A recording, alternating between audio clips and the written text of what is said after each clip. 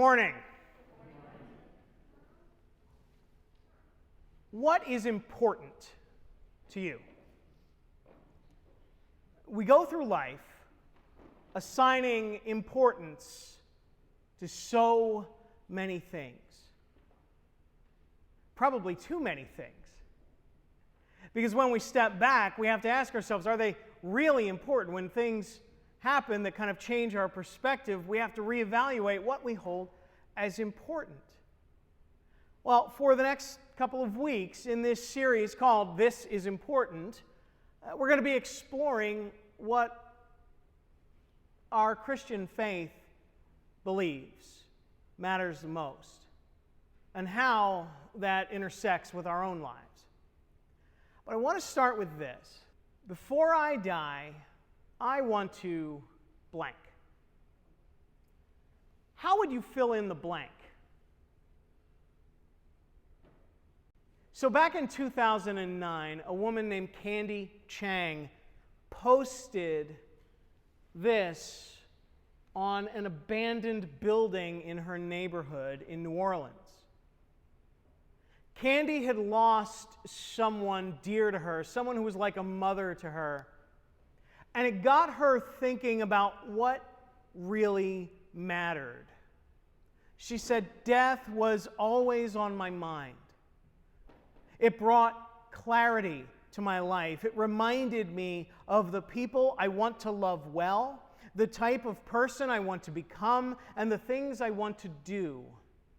But I struggle," she says, "to maintain this perspective. It's easy to get caught in the day-to-day and forget about what really matters to me." And she said, "I wondered if other people felt the same." Do you feel the same? I know I do. Now, she knew that this building was an eyesore in her neighborhood, so she got permission and she painted black chalkboard paint around it and stenciled 80 lines that said, "Before I die, I want to blank."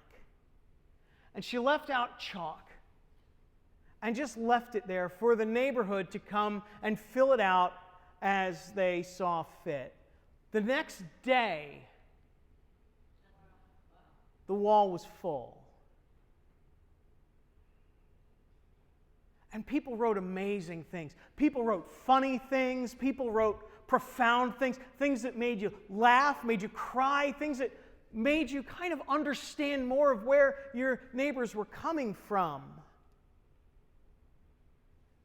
People wrote things like, "I want to see my daughter graduate. I want to sing for millions.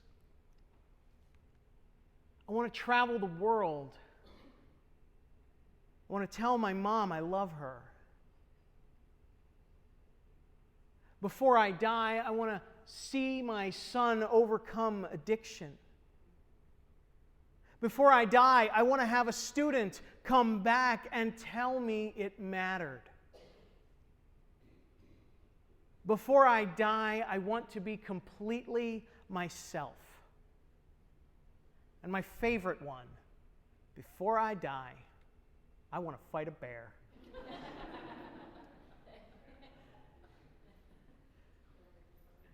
Now, on the surface, it seems kind of morbid, right? To prompt people to think about what's going to happen when they die or what's going to happen before they die. Because we don't like to talk about death. We discourage it. It's unpleasant. It's taboo. And yet, Candy found that when she asked people about their death, they talked about life. They talked about real life. They talked about the exciting things that they'd like to do or see or become.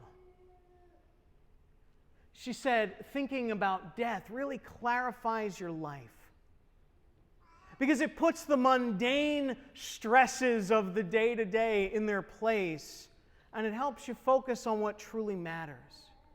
Now, news about this wall spread, and today, 10 years later, from when that first wall went up in New Orleans, there are over 200 walls in 10 languages in 40 countries around the world.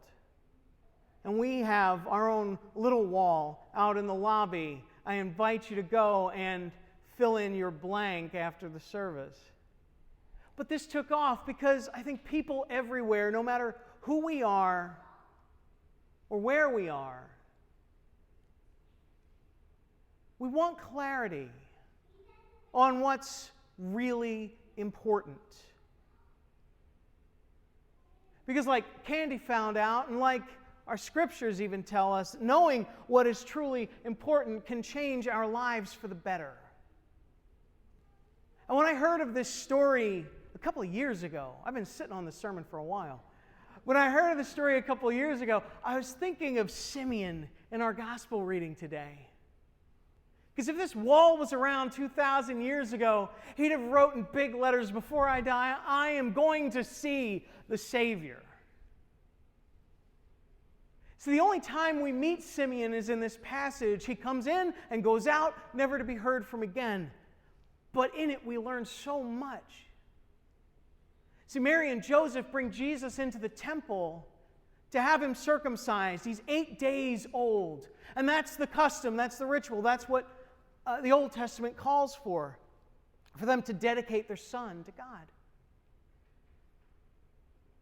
But Simeon is there, led by the Spirit. Simeon, who all we know about is that he is righteous and devout, and he's looking forward to the consolation of Israel. That is, he's looking forward to that time in history when God will speak to the people of Israel and tell them once again, "I'm with you. I have not forgotten you." Because Israel has felt forgotten. They've been oppressed by Rome, and before them by the Greeks, before them by the Assyrians and the Babylonians. They've felt abandoned. And so he's looking forward for that time when God will come and console them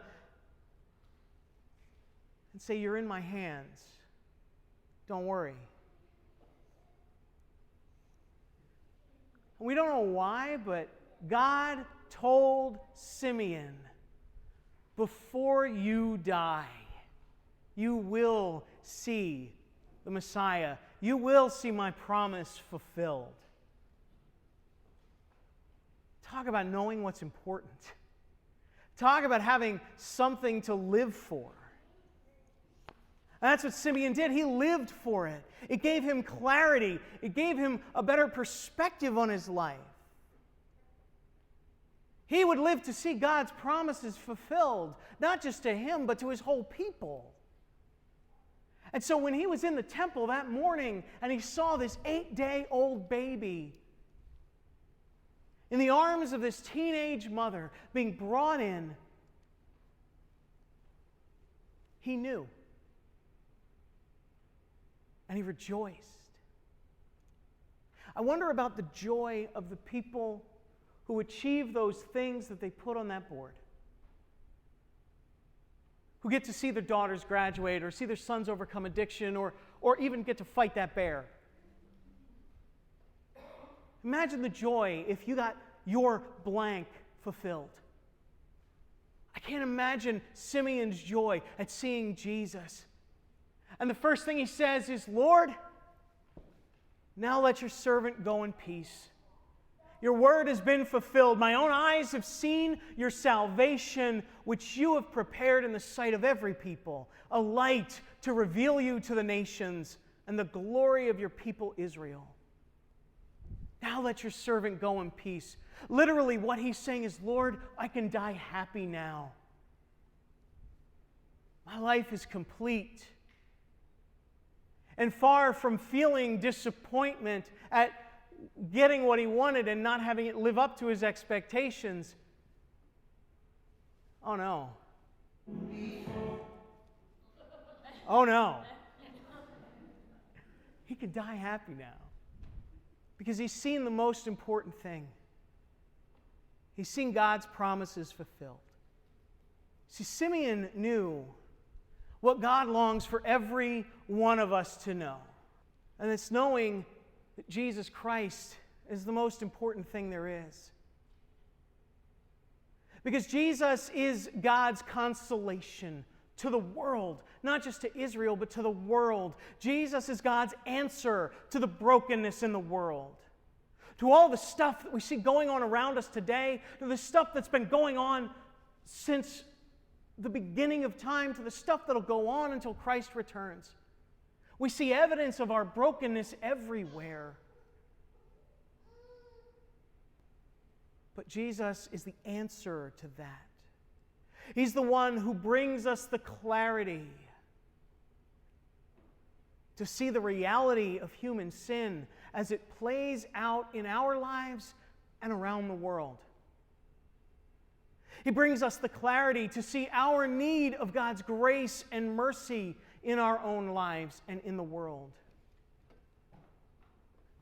And He brings us the clarity to see the unimaginable love of God that sees our sin, that suffers our sin, and takes us out of death and into life.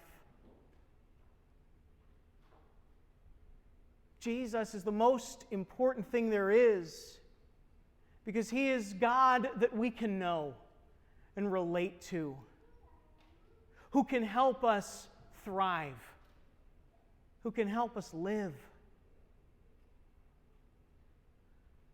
and who calls us to go and bring that life and that love and that mercy and that grace to this hurting world. When they took a poll of all of the things that were written on those walls across the world, they noticed some common themes. And the most common themes were that people were looking to know love. Before they died, they wanted to find joy. They wanted to help others. And they wanted to truly live. This is what God offers us in Jesus. See, in Jesus, we can know a love that doesn't fail. We can know a life, abundant life, as He promises us in John. He says, I have come that they might have life and have it to the fullest. So in Jesus, we find an unfailing love, abundant life. We find a deep and abiding joy. A joy reflected in Simeon as he looked upon the baby and rejoiced in the Messiah. See, in Jesus, we also find the strength and the ability to help others, to change lives, to change the world. That's why He's the most important thing. We just need to believe and follow and let Him be important to us. And this doesn't mean that we need to give up what we put in those blanks. You want to travel the world? Do it. You want to fix a broken relationship? Try. You want to pursue a dream? Well, go on. You want to tell someone you love them? Don't wait. You want to fight a bear? I don't recommend it, but make sure you're right with Jesus first. Life is full of so many things that we think are important, and many of them are.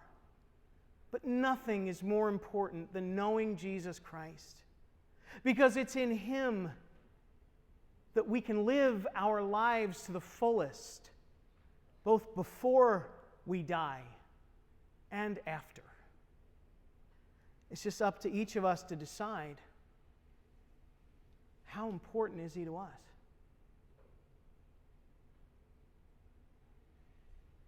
Next week,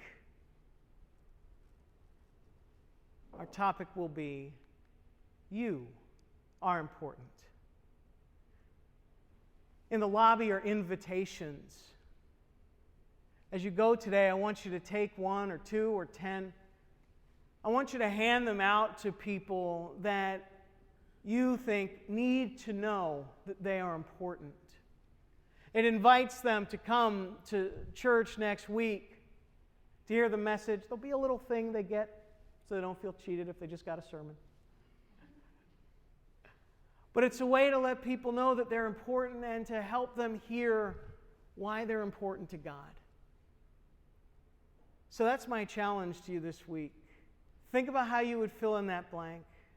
Have an honest conversation with God about how important Jesus is to you. And reach out to someone and invite them to hear about how they are important as well. Amen.